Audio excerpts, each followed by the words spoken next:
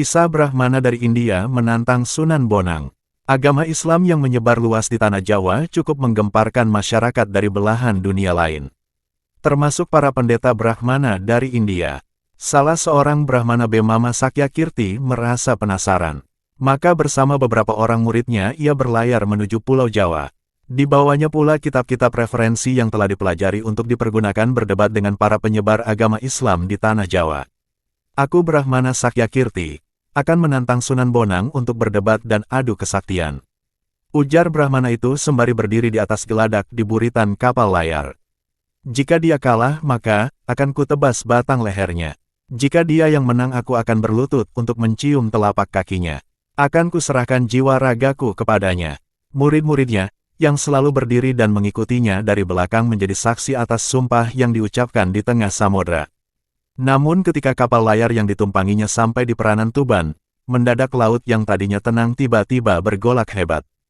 Angin dari segala penjuru seolah berkumpul jadi satu, menghantam air laut sehingga menimbulkan badai setinggi bukit. Dengan kesaktiannya Brahmana Sakyakirti mencoba menggempur badai yang hendak menerjang kapal layarnya. 1-2 kali hal itu dapat dilakukannya, namun terjangan ombak yang kelima kali membuat kapal layarnya langsung tenggelam ke dalam laut. Dengan susah payah dia mencabut beberapa batang balok kayu untuk menyelamatkan diri dan menolong beberapa orang muridnya agar jangan sampai tenggelam ke dasar samudra. Walaupun pada akhirnya ia dan para pengikutnya berhasil menyelamatkan diri, namun kitab-kitab referensi yang hendak dipergunakan untuk berdebat dengan Sunan Bonang telah tenggelam ke dasar laut.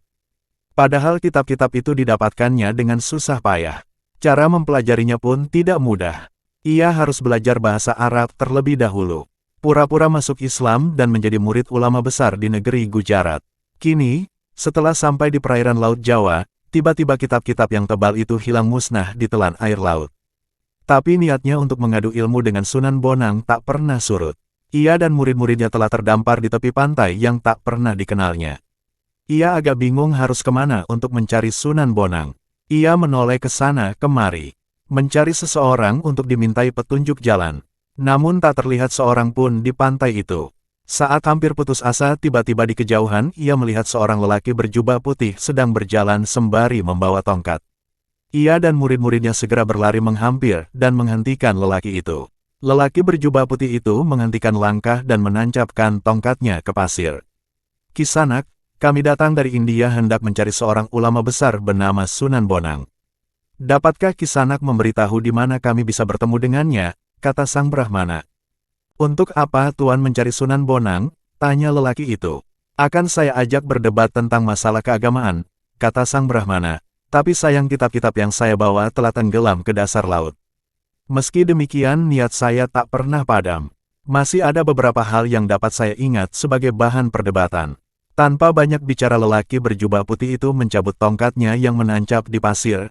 Mendadak tersemburlah air dari lubang bekas tongkat itu menancap, membawa keluar semua kitab yang dibawa sang Brahmana. Itukah kitab-kitab Tuan yang tenggelam ke dasar laut? Tanya lelaki itu. Sang Brahmana dan pengikutnya memeriksa kitab-kitab itu. Ternyata benar miliknya sendiri. Berdebarlah hati sang Brahmana sembari menduga-duga siapa sebenarnya lelaki berjubah putih itu. Murid-murid sang Brahmana yang sejak tadi sudah kehausan langsung saja menyerobot air jernih yang memancar itu. Brahmana Sakyakirti memandangnya dengan rasa khawatir. Jangan-jangan muridnya itu akan segera mabok karena meminum air di tepi laut yang pastilah banyak mengandung garam. Segar, aduh segarnya, seru murid-murid sang Brahmana dengan girangnya. Yang lain segera berebutan untuk membasahi tenggorokannya yang kering. Brahmana Sakyakirti tercenung. Bagaimana mungkin air di tepi pantai terasa segar? Ia mencicipinya sedikit. Memang segar rasanya. Rasa herannya makin menjadi-jadi, terlebih jika berpikir tentang kemampuan lelaki berjubah putih itu dalam menciptakan lubang air yang memancar, dan mampu menghisap kitab-kitab yang telah tenggelam ke dasar laut. Pastilah orang berjubah putih itu bukan orang sembarangan. Ia sudah mengerahkan ilmunya untuk mendeteksi apakah semua itu hanya tipuan ilmu sihir. Ternyata bukan ilmu sihir. 1000 Brahmana di India tak mampu melakukan hal ini.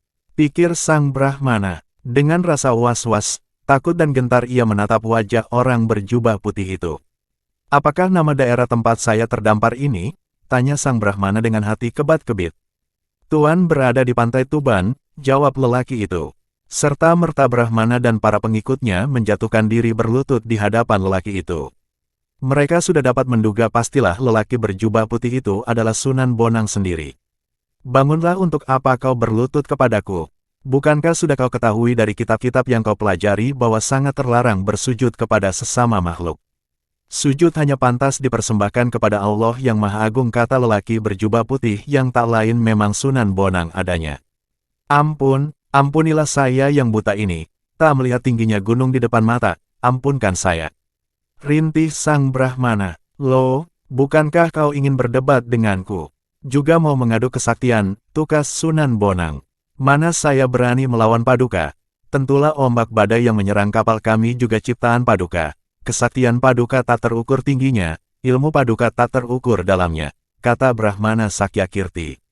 Kau salah, aku tidak mampu menciptakan ombak dan badai, ujar Sunan Bonang. Hanya Allah yang mampu menciptakan dan menggerakkan seluruh makhluk.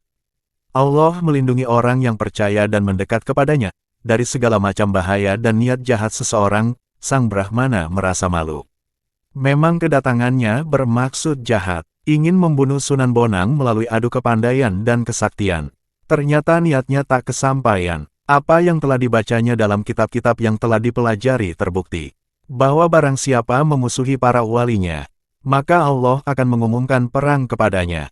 Menantang Sunan Bonang sama saja dengan menantang Tuhan yang mengasihi Sunan Bonang itu sendiri.